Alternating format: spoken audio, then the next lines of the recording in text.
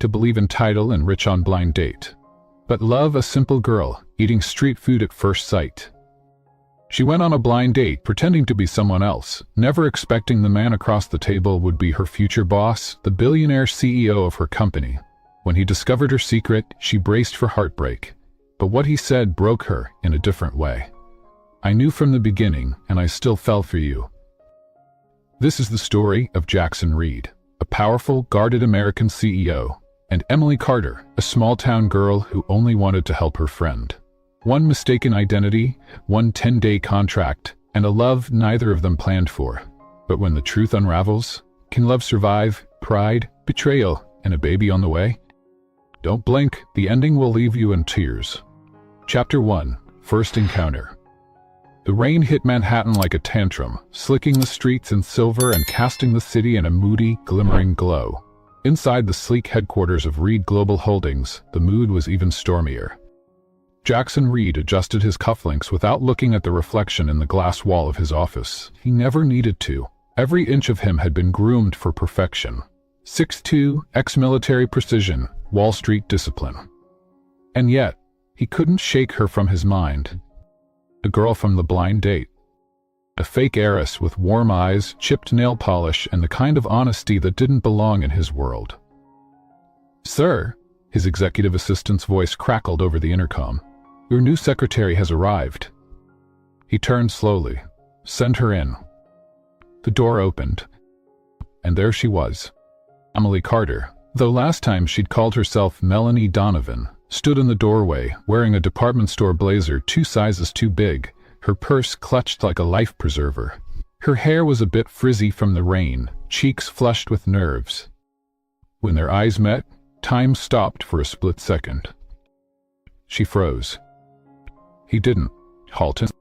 "You again," Jackson said calmly, like discovering a ghost in his living room. Her lips parted. "Mr. Reed, I didn't realize." He stepped forward, his voice low, unreadable. "You came to a blind date pretending to be a banking heiress, lied to my face, and now you've shown up at my company under your real name.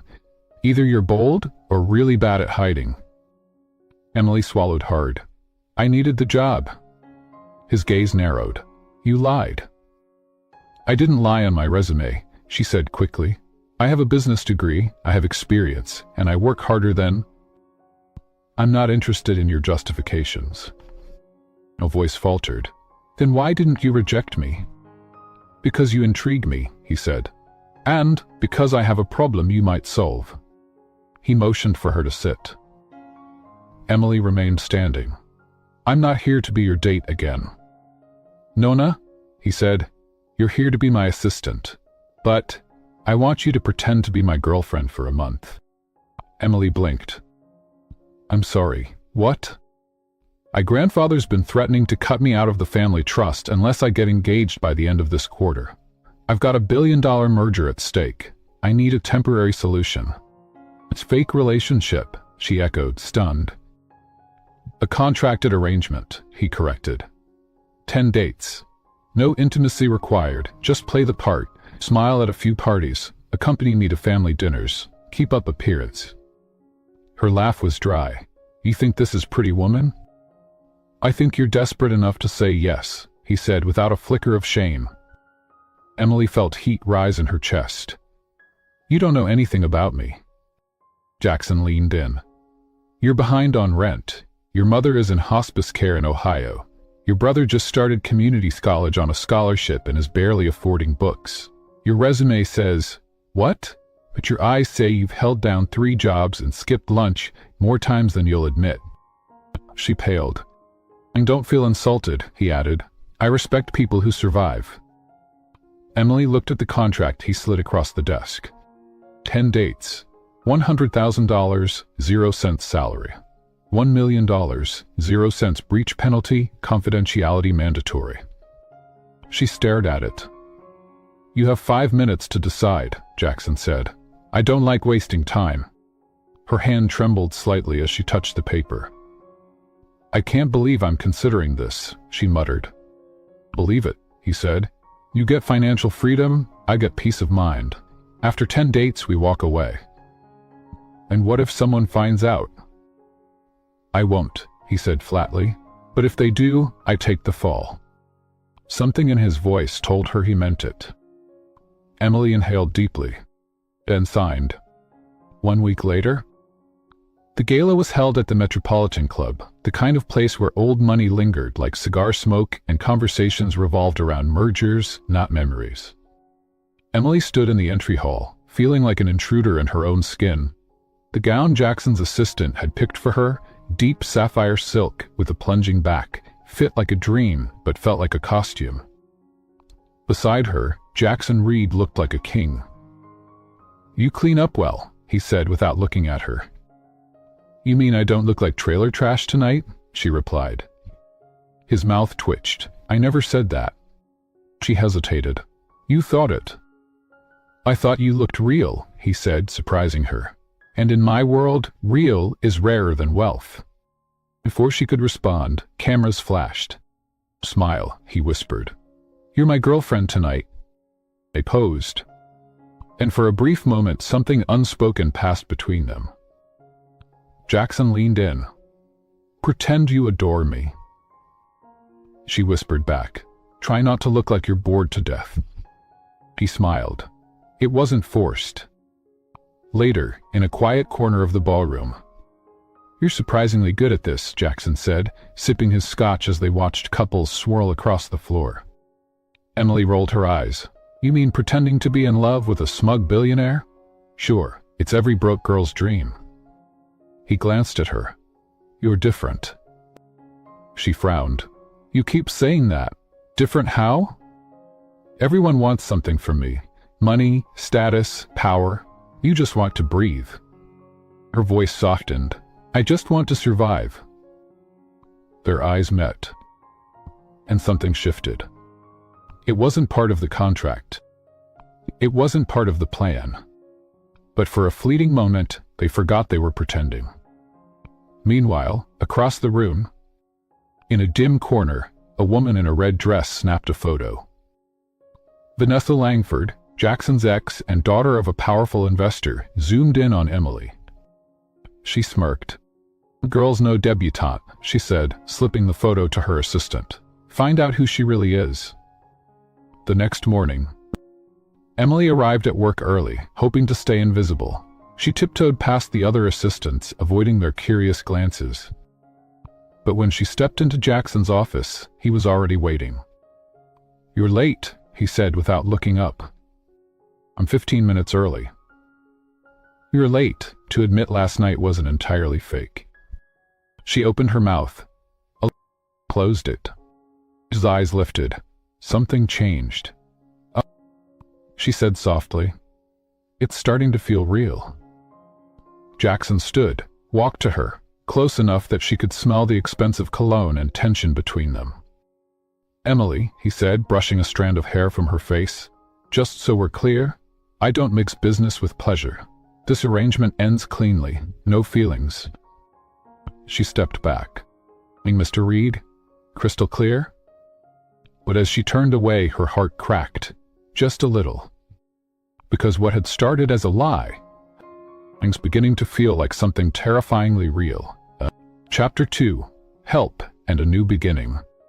Emily Carter sat at her kitchen table, elbows on a stack of unpaid bills, forehead resting on her hands.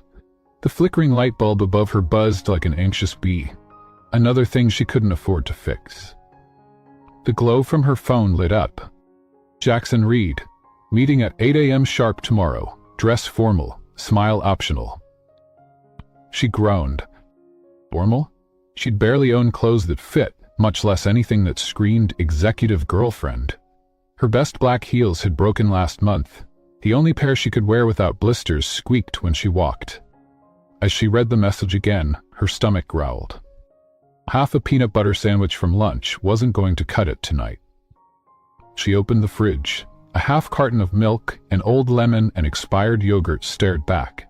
She closed the door slowly. That was when the knock came. She jumped. No one knocked at her door. When she opened it, she blinked, twice, to make sure she wasn't hallucinating. Jackson Reed stood in her hallway, holding a plain brown paper bag. She stared. Are you lost, or did you take a wrong turn into... He stepped past her into the apartment without asking, as if he had every right in the world. Where's your stove? She blinked. Over there. But it doesn't work? Jackson ignored her and began pulling containers from the bag. You brought me dinner. I brought us dinner, he said, setting down cartons from an upscale Korean place in Midtown. Her jaw dropped. Why? You skipped lunch. Her arms crossed. Were you spying on me? You were faint in the elevator, he said without flinching. And you've been wearing the same coat for a week. I connect dots. You think you can just barge in here and fix my life with dumplings? Jackson unwrapped a pair of chopsticks. I'm not here to fix your life. I'm here because you're doing me a favor. Emily sat across from him reluctantly. Fine, she mumbled, but I'm keeping the leftovers. He smiled slightly. Later that evening, Emily found herself laughing. Actually laughing. She didn't know how the topic had shifted from quarterly projections to their most embarrassing childhood moments, but somewhere between kimchi and sesame noodles, the conversation had become easy, unscripted. I used to wear a Superman cape under my school uniform, Jackson admitted. She nearly choked on her water. You did not. He raised his hand like he was under oath. Swear, every day for 3 years. I believed it made me immune to bullies. Did it? But it made me run faster when I saw them coming. Emily snorted. You? Bullied? He shrugged. My father was too busy building empires to teach me how to throw a punch. Wealth doesn't teach you how to fight. It teaches you how to avoid looking weak. She studied him, her smile slowly fading. How did you learn to fight? Jackson met her eyes. By losing and learning. The next morning, Is that a new blazer? Whispered Rachel, one of the assistants, as Emily walked into the office in a perfectly tailored navy suit. Emily nodded shyly. She didn't mention that it had arrived in a garment bag at her door this morning. No note, no explanation, but she knew exactly where it came from. When she reached Jackson's office, he was already sipping coffee. Nice suit, he said without looking up. She narrowed her eyes. It's tailored perfectly, almost like someone knew my size. He shrugged. Lucky guess. Emily hesitated. You didn't have to. I know, he said simply, but I wanted to. That was the problem. He wasn't supposed to want to. And she wasn't supposed to like it. But that afternoon. Where are we going? She asked, clutching her notepad as he led her into the private elevator. To my grandfather, he said. We're having lunch with him and the board chairman. Smile, nod, don't mention Ohio. Emily stiffened. You're dragging me into the lion's den? You signed the contract, he reminded her. Why, I didn't sign up for heart palpitations and ulcers. He glanced sideways. You'll be fine. Just remember, he's hard on everyone, including me. Lunch at the Reed estate. A table stretched longer than her entire apartment. Fine china, crystal glasses. Across from her sat Henry Reed, a lion in winter, dressed in a three-piece suit that looked older than her. His eyes were sharp, his voice sharper. And what do your parents do, Miss Carter? He asked. Emily hesitated. My mother's retired, my father passed. He raised an eyebrow. Retired from what? Waitressing, she said, lifting her chin. Jackson looked up, surprised. Silence. Then Henry grunted. At least it's honest work, better than some of these trust fund babies who've never held a broom. Emily blinked. Did she just get approved? After lunch, as they were walking back to the car, Jackson said softly, He likes you. You don't hate me, she corrected. It's not the same thing. He glanced at her. No one's ever stood up to him like that. We asked a question, I gave a real answer. Jackson smiled faintly. Real is your superpower, you know that? She didn't respond, but her heart beat a little faster. Back at the office. She was behind on filing reports when a voice stopped her. You're the new secretary? Emily turned. A woman stood in the doorway, polished, poised, with fire in her eyes. "I'm Ava Sinclair," she said coolly, "Jackson's ex, and a board member's daughter." Emily blinked. "Okay." Ava smirked. "I've seen girls like you before, dime a dozen. You think sleeping your way into his calendar will buy you a future?" Emily stood slowly. "I'm not sleeping with anyone, and I didn't ask for this job. I earned it." "Sweetheart," Ava leaned in, her perfume too sharp. "In this world, there's no such thing as earning a man like Jackson. There's only positioning." And then she walked off. Emily exhaled slowly. "This is going to be harder than I thought." That night, she was still thinking about Ava when Jackson walked past her desk, coat in hand. "Walk with me," he said. She didn't argue. They ended up at a street food stall, a simple cart under glowing string lights, the smell of grilled cheese and hot pretzels mixing with night air. "This is my kind of place," she said, smiling. "I know," Jackson replied. She looked at him. "How?" "Because I watch you." Emily stopped chewing. Her heart stuttered. "I see how you touch your necklace when you're nervous," he continued. "How you hum when you file papers. How you always put 2 sugars in your coffee but never drink more than half." She swallowed hard. "I thought this was just business," sober Jackson said softly. For a long moment neither of them spoke. Then, as a gust of wind swept her hair into her face, he reached out, slow, careful, and tucked it behind her ear. "Emily," he said. "I think we're in trouble." "Great, I've saved the full context of the lie that started everything. Let's pick up where we left off." Chapter 3. The first real date. It was supposed to be date 3. Just another outing to check off the contract.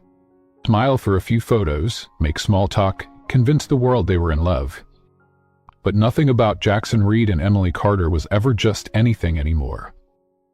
"Brooklyn," Emily repeated as she stepped out of the town car, heels sinking slightly into the cracked sidewalk. "This isn't exactly where billionaires roam." Jackson adjusted his watch, glancing at the vibrant chaos of the street fair ahead. "That's the point."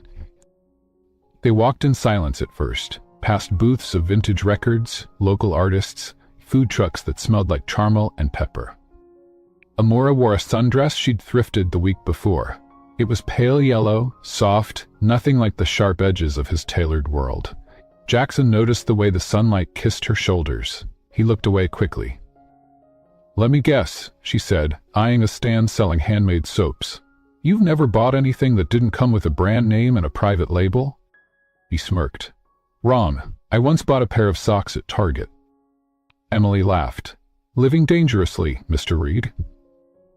"You have no idea." They stopped at a booth selling vinyl records. Jackson flipped through the bins, his fingers surprisingly gentle. "Why do you even own a record player?" she teased. "I do," he replied, pulling one out. "Fleetwood Mac. My mother used to play this." Emily turned. He rarely mentioned his family. "She passed away when I was 13, he said softly.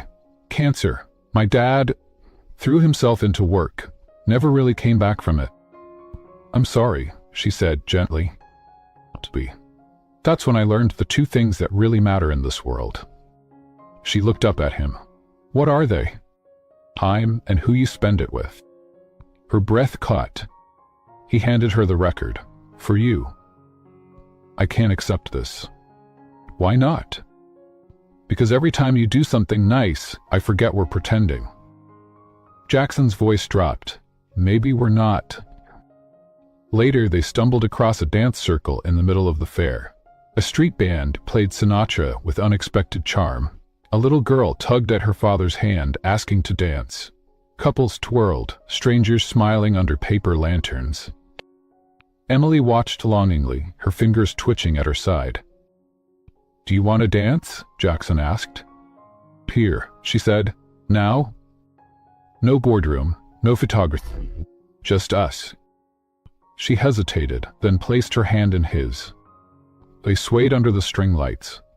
his hand at her waist, her head near his shoulder. No words. Just breath and heartbeats. And the terrifying realization that what started as a lie was beginning to feel like the only truth that mattered. Later that night, back in the car, silence blanketed them. But it wasn't awkward. It was full of things unsaid, feelings unacknowledged. As the car pulled up to her building, Jackson turned to her. "Emily, I asked you for one more date after 10. Would you say yes?" She looked at him, eyes wide. "Ask me when we get there." And with that, she stepped out, leaving him breathless, wondering if this was still a game, or the beginning of something that could break them both. Chapter 4: The Lie That Comes Back. A Reed Global Charity Gala, a mysterious envelope, a confrontation with the past, and the first crack in the fragile glass of trust. 2 weeks later, Emily Carter stood before a floor-length mirror in a penthouse suite she could never afford, wrapped in a silk gown she hadn't chosen, staring at a reflection she barely recognized. The neckline dipped lower than she was used to, the heels felt like betrayal. And yet, it wasn't the outfit that had her heart hammering. It was the man on the other side of the wall. Jackson Reed. The man who made her feel like a lie. And somehow, like she was finally home. "Look," Jackson's voice caught as she stepped out. "Stunning." "You always say that," she deflected, smoothing the fabric with trembling hands. "Because it's always true." He offered his arm. She took it. Not because the contract required it, but because tonight, she wanted to. The Reed Global Winter Charity Gala was an explosion of excess silver chandeliers dripping with light, tuxedos and diamonds swirling through champagne fog. But beneath the elegance, sharks circled, deals whispered, cameras waited. And somewhere between the hors d'oeuvres and the third violin sonata, trouble found them. Ave Sinclair stood across the ballroom like a blood-red flag, Jackson's ex, and daughter of the man whose vote could make or break the merger. She glided toward them like a storm in satin. "Jackson, always a pleasure." He tensed, just slightly. You must be..." Ava turned to Emily, eyes narrowing, the new flavor of the quarter. Emily forced a smile. "Emily Carter?" Smirked. "Interesting, because that's not what she called herself when she introduced herself as Melanie Donovan at the Rosemont Lounge last month." The air thinned. "You've been doing background checks?" Jackson's voice was dangerously calm. "I know," Ava purred. "I just happened to have drinks with the real Melanie Donovan yesterday. Lovely girl. Doesn't recall ever meeting you." Silence. Emily's cheeks flushed crimson. "Jackson, But before she could explain, Ava held up a sleek black envelope. "I thought you'd want this," she said sweetly, handing it to him. "A little dossier I put together, just in case you're not as perceptive as you think." Then she walked away, hips swinging like victory. Jackson didn't open the envelope. Not right away. He just stared at Emily. "Is it true?" he asked. She whispered. "But, from the beginning, I was helping a friend. It was supposed to be one night. You were never supposed to matter." He exhaled like the wind had been knocked out of him. "I did." She nodded. "I still do." They left early. No more dancing, no more smiling. In the car, silence roared louder than traffic. When they reached her building, she hesitated. "Jackson, please, don't shut down." "I don't shut down," he said, jaw tight. "I cut loose." "Still cut me loose," she snapped. "But don't pretend you didn't know. You've known something was off since the beginning. You chose to let it go." "Because I wanted to believe you'd tell me yourself." Her voice broke. "I was going to." He nodded slowly. "Why you didn't?" When that night, Emily sat on the floor of her apartment, still in her gown, mascara smudged, reading the contract they both signed. pen dates. No feelings. No lies. Too late for all three. And she tore it in half. Then again. And again. Till nothing remained but pieces. Across town, Jackson stood in his penthouse, staring out at the city. The black envelope sat unopened on the coffee table. He reached for it, paused, and then tossed it into the fire. Because sometimes, the truth didn't need to be read. It just needed to be forgiven. Chapter 5. A Storm Called Jealousy. A tense business trip in Miami, an unexpected third wheel, a night soaked in rain and regret, and the first taste of real heartbreak. 3 days later, Miami, Florida. The sky was too blue, the sun too bright, but Emily Carter didn't notice any of it. She stepped off the private jet in a beige pencil skirt and heels too tight for her conscience. The South Florida heat clung to her skin like guilt. Jackson Reed hadn't spoken to her since the gala. No texts. No witty banter. No stolen glances across morning coffee. Just silence. And a cold corporate summons to accompany him on a 3-day investor summit. Strictly business, he'd said, which meant her heart needed to stay out of it. Inside the lobby of the Oceanfront Hotel, Emily fumbled with her portfolio as Jackson greeted the front desk. 2 executive rooms, he said without looking at her. Separate floors. Emily's stomach sank. Of course. Unless you'd prefer I book you somewhere else entirely? She shook her head. That won't be necessary, Mr. Reed. He flinched at the formal tone, but said nothing. The day dragged on. Meetings, presentations, smiles that never reached anyone's eyes. But it wasn't until dinner that the storm truly arrived. Because she showed up, to Sinclair, in a silk white dress like a declaration of war. Jackson, she purred, sliding into the seat beside him uninvited. I had no idea we were staying at the same hotel. Emily stiffened across the table. You came all this way for a merger? She asked, trying to stay composed. No, Ava said smoothly. I came for Jackson. He didn't correct her. He didn't even blink. That hurt worse than any insult. Later that night, Emily stood barefoot on the hotel balcony, wind whipping her hair as thunder rolled in the distance. The cocktail dress she wore felt like a lie, and her heart thudded with something dangerously close to humiliation. She should have left. She should have said no to this trip.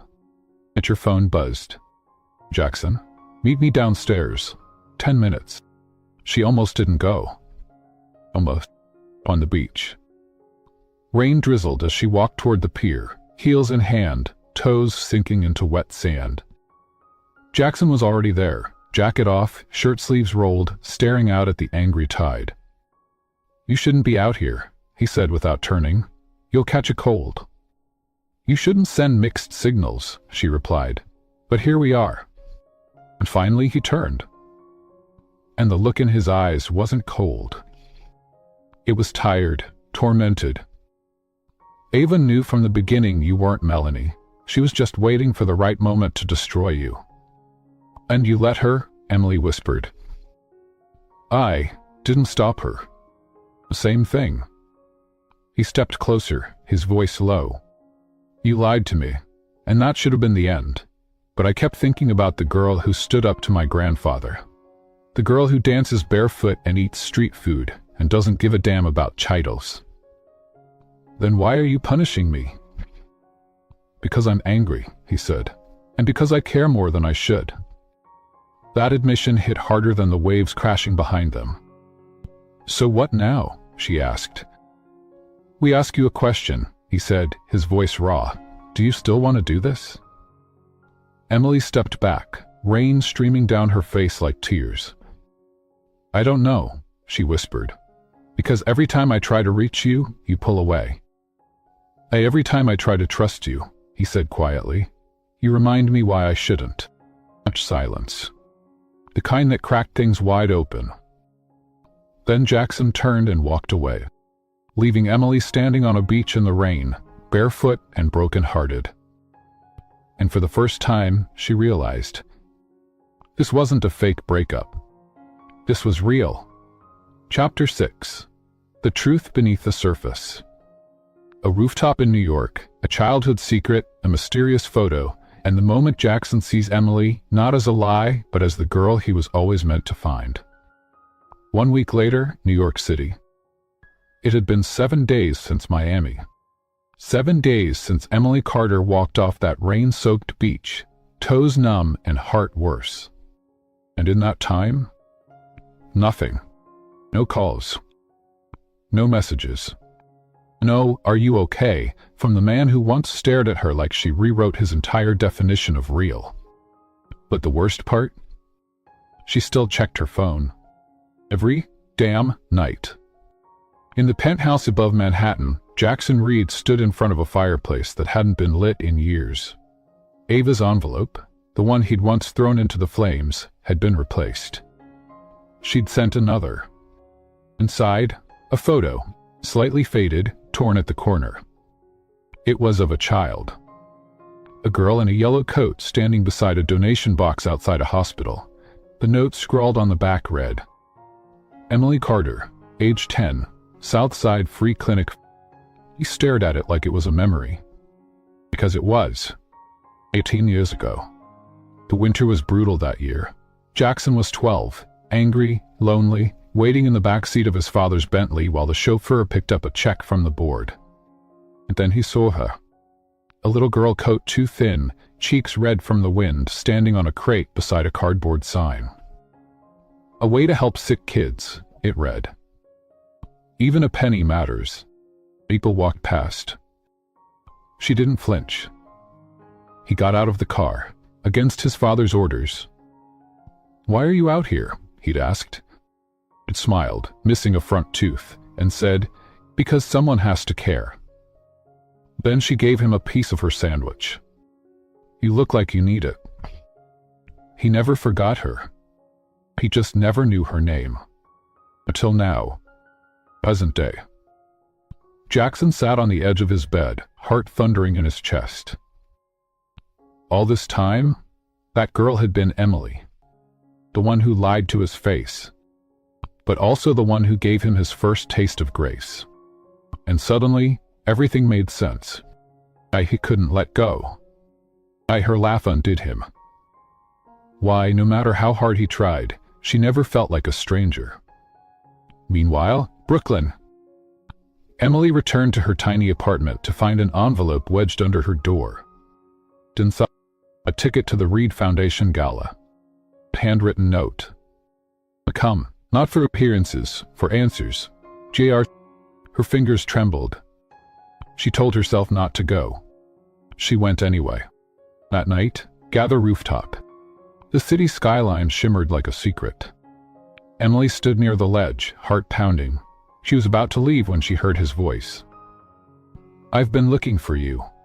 And she turned. Jackson stood beneath the string lights, his tie loosened, eyes unreadable. "Why is this?" she asked. "Another PR stunt?" He said. "This time, it's just me." He stepped forward and handed her the photo. "You gave me half a sandwich once, in the middle of a snowstorm. You looked at me like I wasn't some rich kid. Just a boy who needed someone." Emily's eyes widened. "That was you?" He nodded. "I never forgot." Silence wrapped around them. "You think I'm a liar," she whispered. "I think you're human," he said, "and maybe the only one who's ever looked at me like I was worth saving."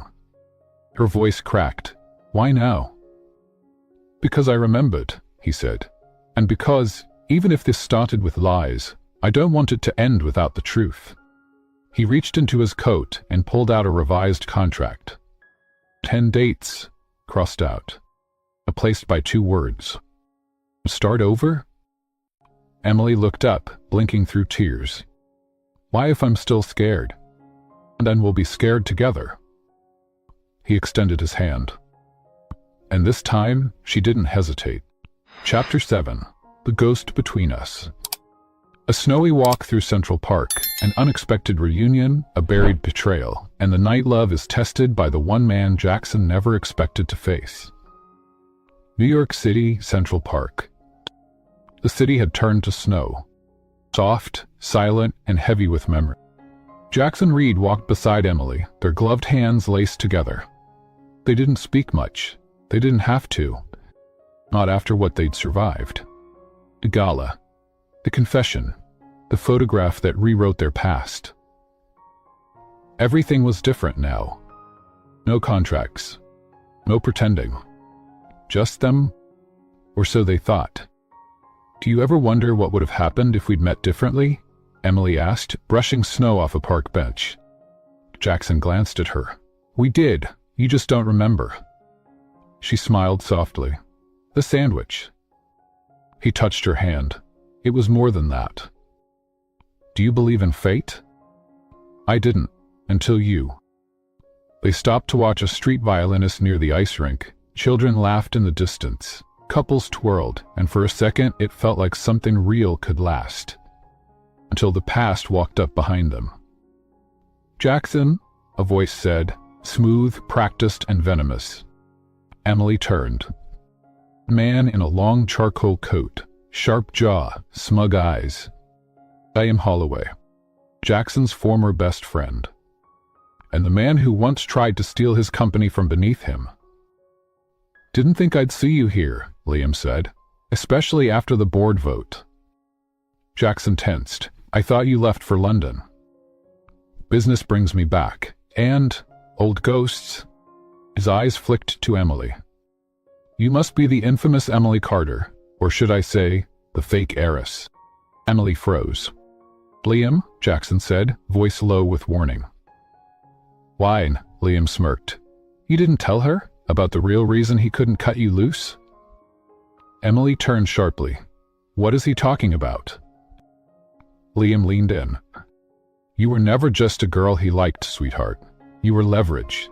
Reed Global's biggest investor, the one holding the merger hostage, they demanded he settle down. Publicly. Be the family man they could trust."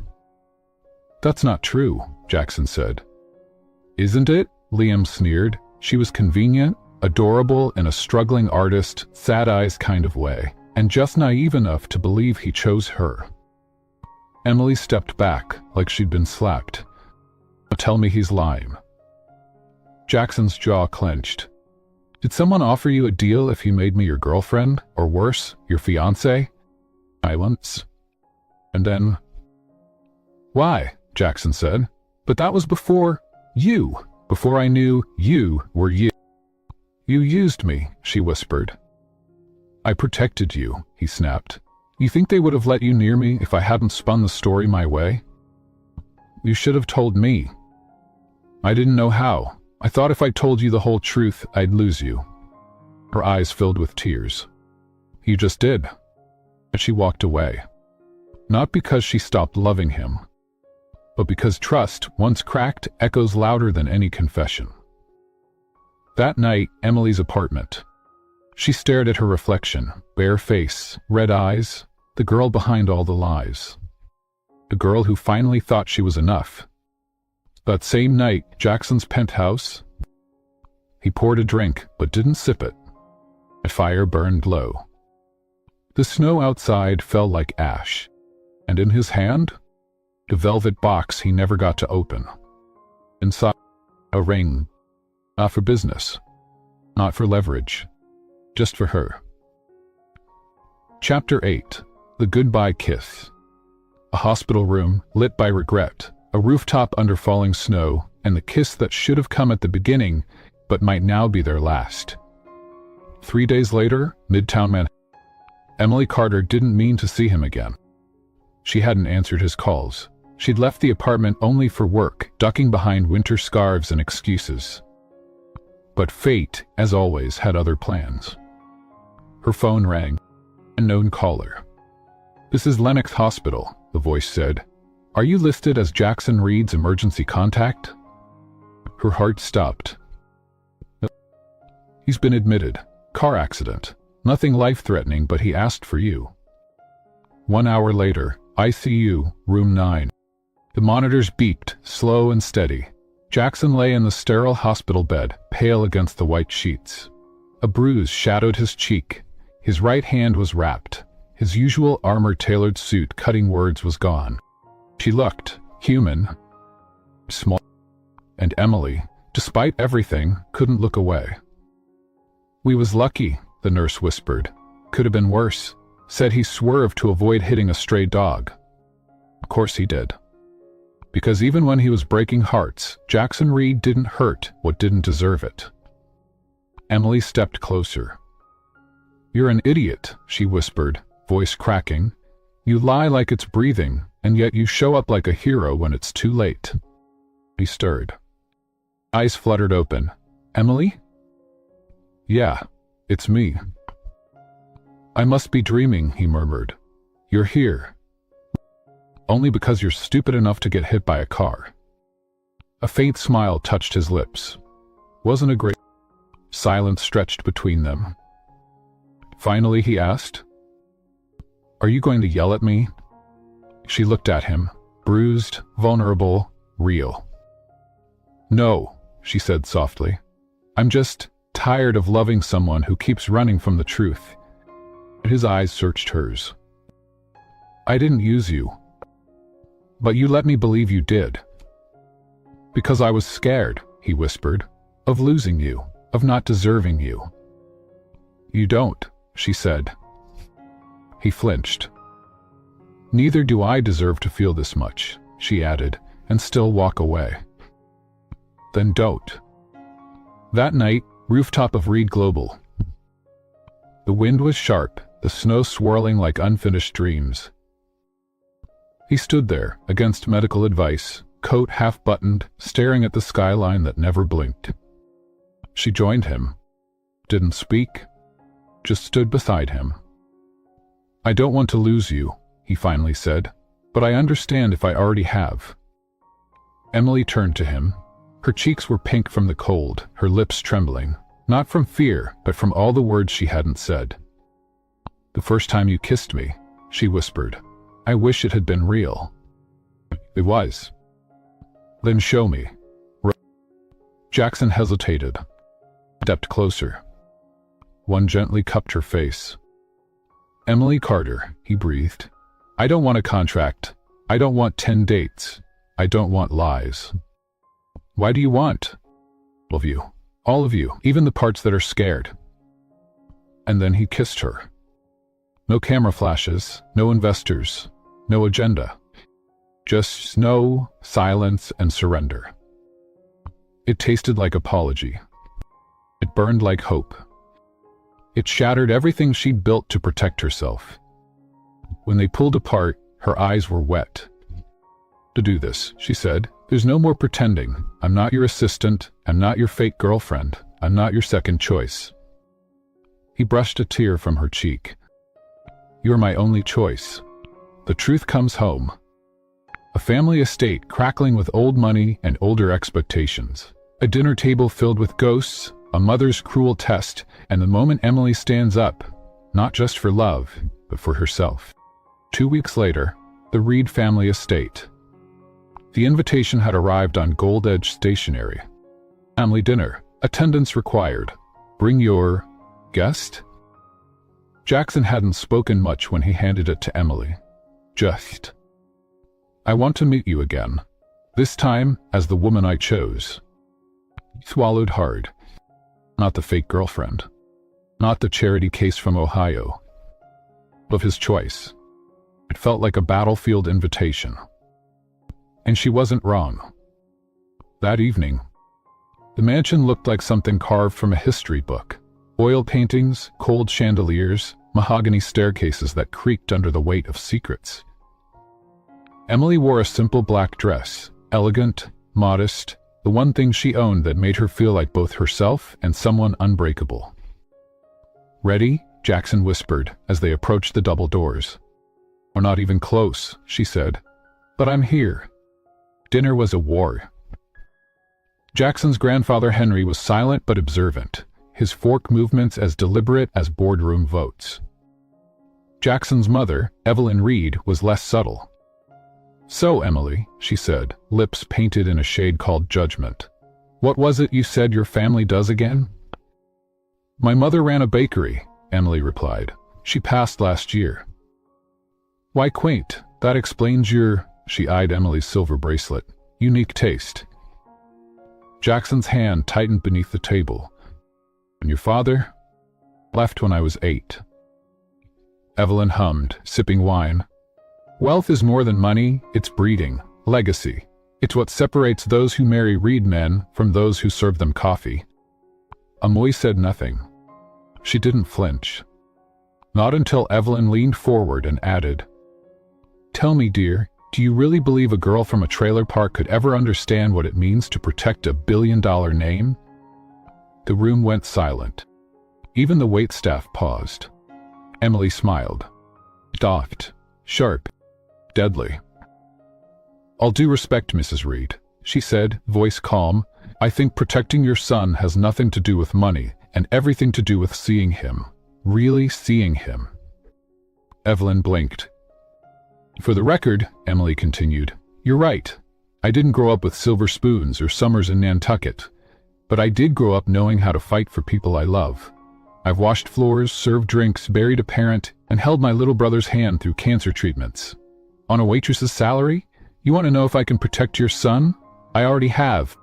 She looked at Jackson. "We just hasn't told you how many times." Henry Reed gave a single, sharp nod. Evelyn's wine glass trembled slightly. "Jackson?" He looked like a man in awe. After dinner, the garden terrace. The stars peeked through layers of cloud as Jackson pulled Emily close, wrapping his coat around her shoulders. "You didn't have to do that," he whispered. "Why?" she said. "I did. I've tried to ruin every woman I've ever brought here." "Good," she said. "I'm not every woman." He kissed her temple. "You are mine. Say that again when your board finds out I've been living in a rent-controlled apartment and wearing the same boots for 3 winters. I'll buy you new boots." Don't you dare." They laughed too loud for the estate, too free for the family crest. But real. Gone. It was real. Inside, Evelyn watched them from the window, her knuckles white around a glass, and her voice low as she muttered, "This girl, she'll ruin him." Henry didn't flinch. "Why?" he said. "She just might save him. Batches 10. The final offer. Stormy boardroom, a press scandal, and a $1 billion ultimatum. This is the chapter where Emily walks away and Jackson learns that love, unlike legacy, can't be bought." 3 days later, Reed Global Headquarters. The city was buzzing. Headlines screamed, "CEO's girlfriend or gold digger?" From waitress to power couple. The Carter climb? Is Reed Global at risk over love? A story had leaked. Not just about Jackson's relationship, but the contract. 10 dates, a fake relationship, a $1 million 0 cents penalty clause. And though Jackson had never enforced it, it was enough to make the world believe she had used him. Inside the Reed Global boardroom, 22 faces stared across polished wood and mahogany trim. Lawyers, executives, shareholders. At the end of the table sat Jackson, silent, steel-eyed. And beside him, Emily, her hands folded, her heart louder than the storm brewing outside the floor. "This scandal is damaging our credibility," said Charles Branson, head of PR. "If the public believes our CEO fabricated a relationship for a merger—" "I didn't fabricate anything," Jackson snapped. "We shall sign a contract," Eleanor Reed interjected from the corner. "Even if your intentions change, perception is reality. We must think of the company's future." "And what about mine?" Jackson asked. "You are the company," she said coldly. "That's the burden you were born with." Emily stood. "Then maybe he should be allowed to choose what else he carries." Gasps, murmurs, but she didn't flinch. She turned to the room. "You all think I'm here for a check," But I was the one who walked in, broke. Yes, broke, not broken. I didn't ask for this spotlight. I didn't ask to fall for the one man who sees people as problems to solve. But I did fall. And that was real. No paycheck, no agenda. She looked at Jackson. Her voice softened. I love you, but I won't stay where I'm only tolerated because of your last name. He stood. Emily? Her voice cracked. Because if you say it now, it'll be in front of people who never saw me as more than a headline. She pulled the ring off her finger, one he hadn't officially given, but had slipped on her hand one night while she slept, laid it on the table, and walked away, sighed in the elevator. Emily held her tears like a soldier, her back straight, her jaw tight, until the doors closed. Then she crumbled. That night, a penthouse empty of her. Jackson stared at the city. Lights blurred, whiskey untouched. Her scarf still lay draped over the armchair. He picked up the photo from Miami, the one where she wasn't looking, just laughing into the wind. We left, Evelyn said from the doorway. It's for the best. I know, he said. It's not. He turned, and for the first time in years, he walked away from the company his father built. 1 week later, Brooklyn Art Exhibit. Emily adjusted the frames on her first curated gallery wall, a series titled Before the Lie, photos of working-class women in moments of dignity. Her mother, her childhood friends, herself. A shadow moved behind her. I'm here to buy the building, she said without turning. You're 2 days too late. I'm not here to buy anything. She turned. Jackson stood in a wrinkled t-shirt, no guards, no assistants, no suit. Just him. You're really bad at letting go, she whispered.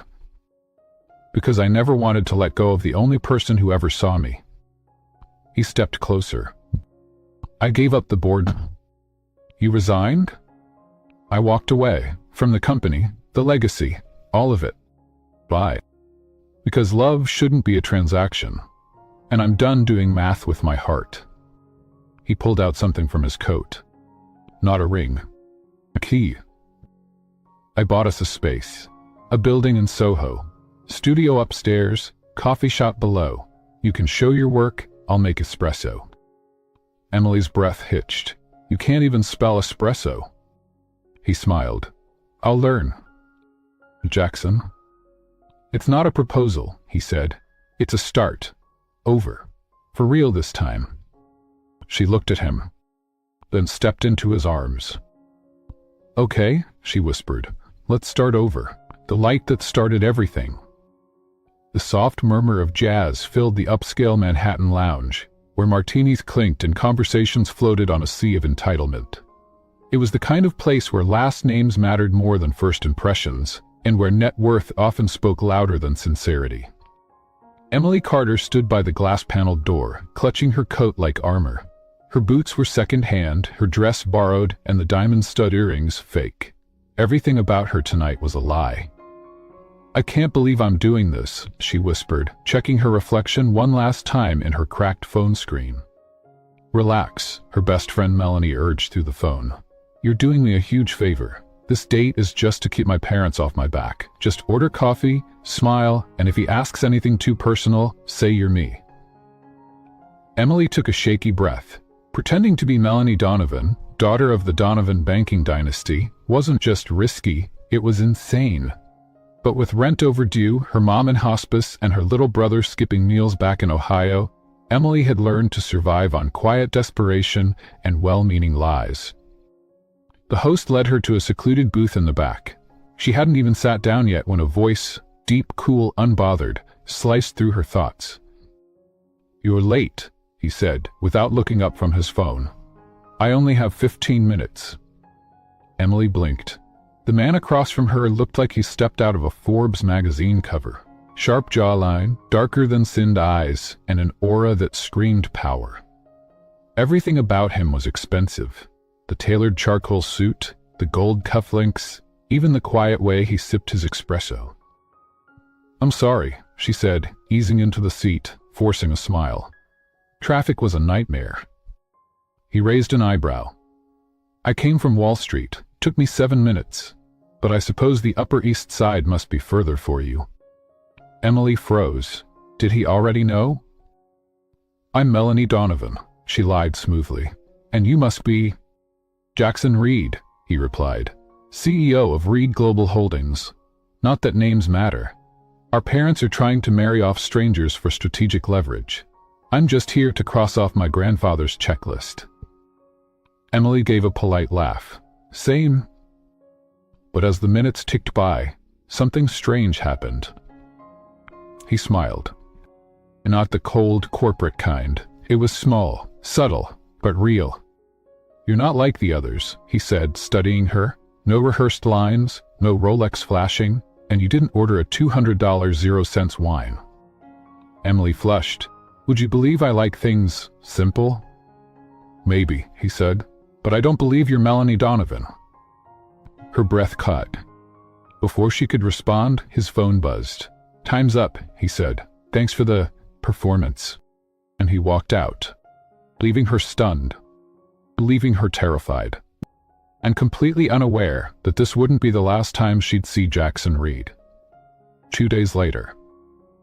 Emily Carter, the receptionist called out. Emily looked up, confused. She'd applied as a junior admin at Reed Global, desperate for anything stable. The interview was supposed to be routine, but instead she was ushered into a private elevator, up 45 floors, into the marble silence of the executive suite. When the doors opened, she froze. Jackson Reed stood by the window, hands in pockets, backlit by the skyline. You're late, he said, turning. His voice wasn't cold this time, it was amused. You're the CEO? What? He stepped closer, still pretending to be someone you're not. I needed the job, she said, mortified. It wasn't supposed to be anything serious. That night, it was interesting, he cut in. You weren't who you claimed to be, but you were honest in all the ways that mattered. I need a new executive assistant. It's yours, if you want it. Emily stared. You're offering me a job? Jackson smiled faintly. 10 dates. That's what my grandfather wants. I need someone to fake a relationship with me. You already know how to lie, Miss Carter. Let's make it official. Her heart raced. This blackmail? It's a contract. What happens after 10 dates? Jackson shrugged. You go back to being whoever you are, and I go back to being whoever I'm supposed to be. Later that night, Emily sat in her tiny apartment, staring at the contract. 10 appearances as Jackson Reed's girlfriend. No real romantic involvement required. Breach of contract equals $1 million, 0 cents penalty. She traced the signature line with her finger. Her hand trembled. If the money would change everything. Medical bills, her brother's future, a real chance? But her pride screamed no. Again, pride didn't pay rent. With a deep breath, she picked up the pen and signed. What she didn't know, what neither of them knew, was that the contract would be the easiest part. The hard part would be falling in love and watching everything come undone. In a world obsessed with appearances, Emily Carter taught us something timeless. That love isn't a performance. It's not the cut of a suit, the size of a ring, or the pedigree behind a last name. Love is truth. It's choosing someone when it's messy. And the headlines hurt. And the whole boardroom stares, and your heart says, stay. Jackson Reed gave up $1 billion name. Emily Carter gave up her pride. But what they gained was everything money could never buy. A partner who sees the bruises and stays anyway. A home built on laughter, not leverage. A love born not in luxury, but in a lie, that turned into something real. And maybe that's the lesson. It's okay to start in the wrong story if you have the courage to write a new ending. You don't need to come from power to deserve love. You don't need to be perfect to be chosen. You don't need to be rich to be enough. If this story touched your heart, if you've ever felt like Emily, overlooked, underestimated, or unseen. Share this video, because someone else out there needs to hear it too. Comment below. Have you ever loved someone who came from a different world? And don't forget to subscribe for more stories where love defies the odds and hearts find their way home. Because everyone, yes, everyone deserves a second chance at love, legacy, and life.